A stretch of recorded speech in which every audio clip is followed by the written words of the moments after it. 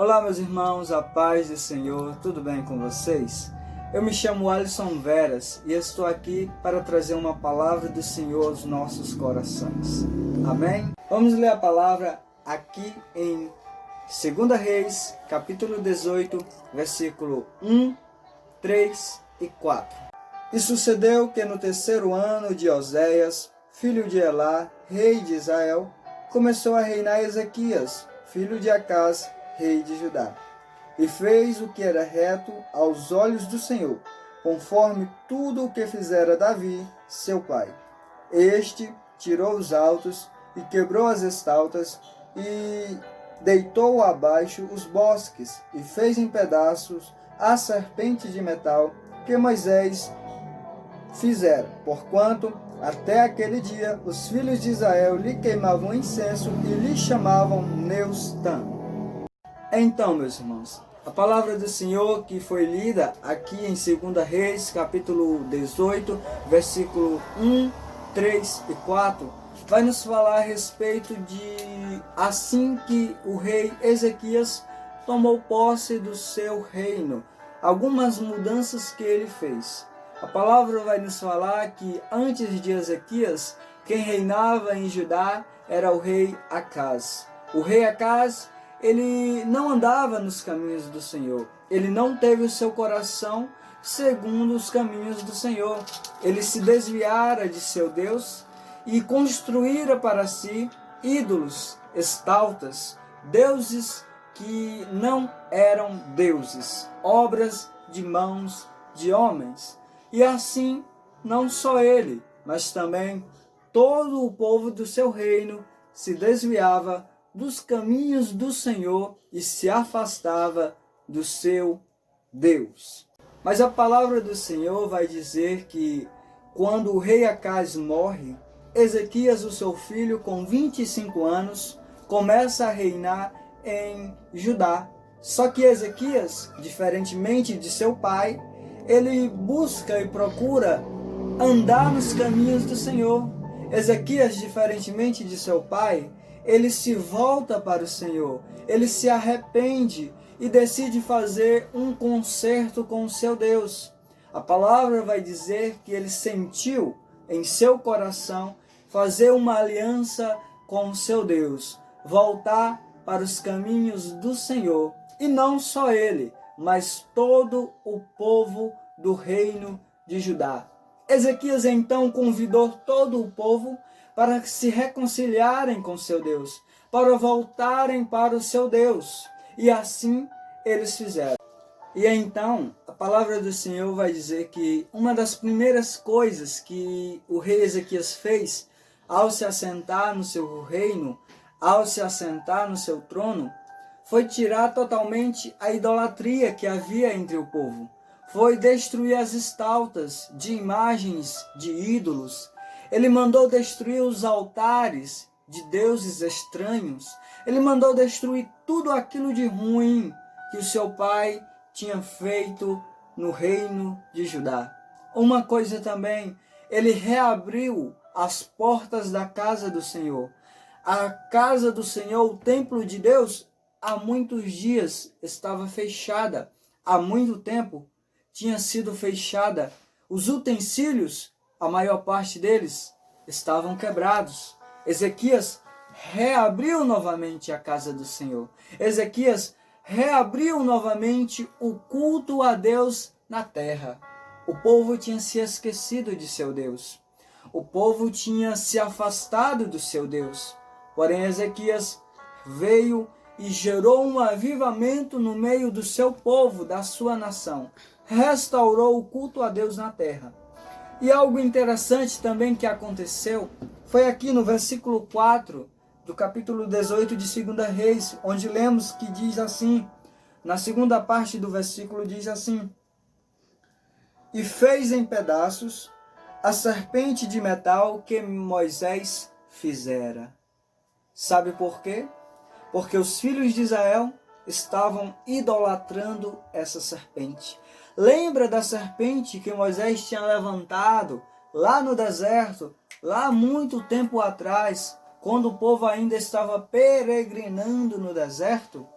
A Bíblia vai contar que naqueles dias o povo lá no deserto estava murmurando contra Deus e contra Moisés. O Senhor então lançou um castigo para o povo e enviou serpentes ardentes para morder o povo, e muitos morreram por causa da picada das cobras.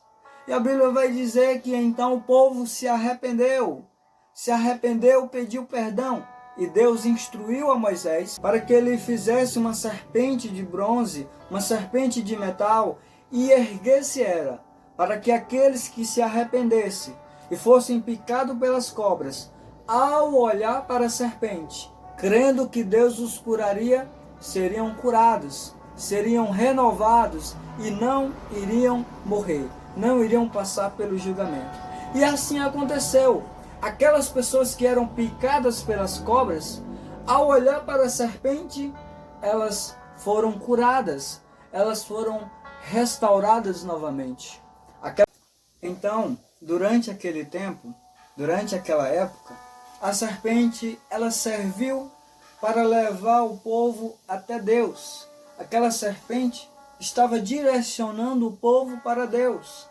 Aquela serpente, o fim e o propósito dela, naquele momento, era para que o povo, ao olhar para ela, então a gente vai ver e perceber que aquela serpente que antes levara o povo até Deus, agora estava desviando o povo de Deus. E assim também acontece hoje em nossas vidas. Muitas vezes, uma pessoa, um objeto, uma situação, ou até mesmo um lugar, que antes começa nos aproximando de Deus, começa nos levando para perto de Deus, começa nos direcionando a Deus. E isso acontece bastante conosco. Um exemplo mais claro é um amigo. Geralmente a gente sempre tem aquele amigo que nos aproxima de Deus, que nos leva a Deus, que nos convida até Deus.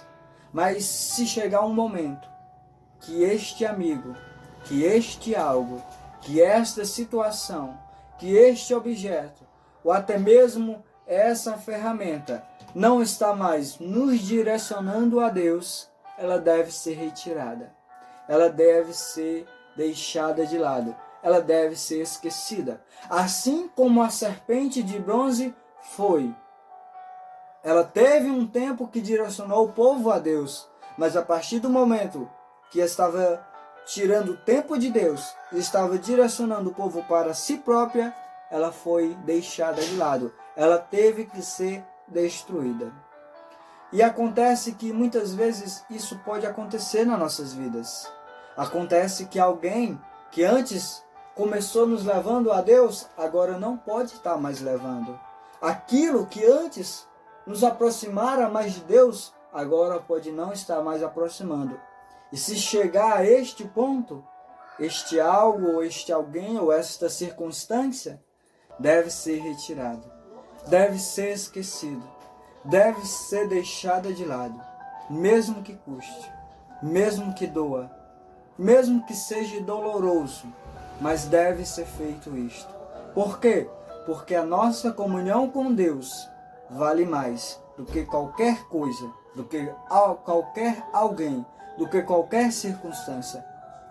Pense em Balaão. Balaão antes era profeta de Deus, mas no final tornara-se profeta de maldição. Paulo vai citar em 1 e 2 Timóteo um certo homem chamado Himeneu.